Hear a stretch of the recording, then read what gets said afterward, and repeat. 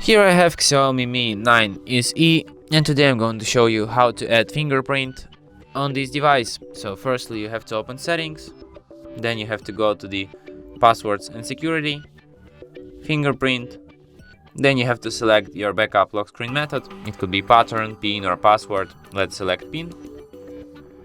Get to know with all these informations, then tap got it, then you have to enter your pin, then you have to confirm it.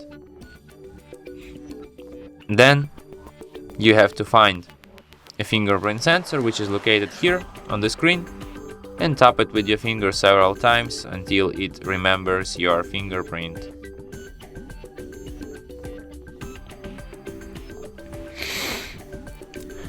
And it's done. And now, for example, you can unlock your device without entering code, with only just your fingerprint.